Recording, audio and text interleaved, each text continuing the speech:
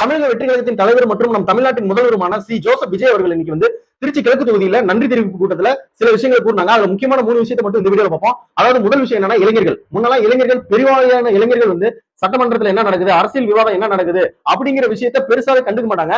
ஆனா இன்னைக்கு தமிழ்நாட்டுல இருக்க பெருவாரியான இளைஞர்களை அரசியல் படுத்தப்பட்டு தமிழ்நாட்டு அரசியல்ல என்ன நடக்குது, சென்ட்ரல் கவர்மெண்ட் அரசியல் என்ன நடக்குதுன்னு உற்று கவனிக்கிற அளவுக்கு எல்லாரையும் அரசியல் படுத்தப்பட்டது நம்ம தமிழ்நாட்டின் முதல்வர் விஜய் அவர்களால தான். அதை மறுக்கவே முடியாது.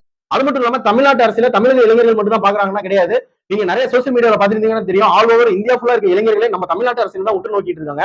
ரெண்டாவது விஷயம் என்னன்னு சொல்லி பாத்தீங்கன்னா, எதிர்கட்சியா இருக்கக்கூடிய திமுகவுக்கு என்ன பதிலடி கொடுத்திருக்காரு நம்ம தலைவர் அவர்கள் சொல்லி பாத்தீங்கன்னா, பழைய டெக்னிக்கை யூஸ் பண்ணாதீங்க. எதிர்கட்சியா தலைவரா இருந்துகிட்டு எதிர்கட்சியா இருக்கிற நீங்க வந்து பழைய டெக்னிக்கை யூஸ் பண்ணாதீங்க. மக்களுக்கு ஆக்கப்பூர்வமான விஷயங்களை கொண்டு போய் சேருங்க. அந்த மாதிரியான விஷயங்களை செஞ்சு மக்கள் மனசை இடம் பிடிக்க பாருங்கன்னு சொல்லி எதிர்கட்சிக்கு வந்து பதிலடி கொடுத்திருக்காரு. மூணாவது விஷயம் என்னன்னு சொல்லி பாத்தீங்கன்னா, லஞ்சம் மற்றும் ஊழல் இல்லாத அரசாங்கம். லஞ்சம் மற்றும் ஊழல் இல்லாத அரசாங்கம் எப்படி உருவாக்கப்படும்னா, முதல்ல ஒரு தேர்தலில் வந்து வேட்பாளர்களுக்கு பணம் கொடுக்கறது மூலம் தான் அதோட தொடக்கமே ஆரம்பிக்குது. நம்ம வந்து ஒரு வேட்பாளருக்கு பணம் கொடுக்குறோம், நான் இத்தனை கோடி 50 கோடி செலவு பண்ணிருக்கேன், 100 கோடி செலவு பண்ணிருக்கேன், இதுக்கு முன்னாடி இத்தனை லட்சம் நான் செலவு பண்ணிருக்கேன், நான் போட்ட காசை எப்படி எடுக்கிறது அப்படின்னு சொல்லிட்டு நம்மளுடைய வரிப்பணத்திலையும் நம்மள்கிட்ட இருந்து லஞ்சமாகவும் ஊழலாகவும் முறைகேடாகவும் தான் அந்த போட்ட பணத்தை எடுக்கணுங்கிற முறையில அவங்களுக்கு போய் சேரும். ஆனா தமிழக வெற்றி கழக வேட்பாளர்கள் யாரும் எந்த வாக்காளருக்கும் எந்த ஒரு ரூபாயும் பணம் தராதனால, அது மட்டும் இல்லாம நேர்மையான முறையில இருக்கிறதுனால எந்த விதத்திலையும் தமிழ்நாட்டுல வந்து லஞ்சம் மற்றும் ஊழல் இல்லாத அரசாங்கம் கண்டிப்பா நடக்கும். 100% லஞ்சம் இல்லாத அரசாங்கத்தை உருவாக்கணும்னா அது உங்க கையில தான் இருக்கு.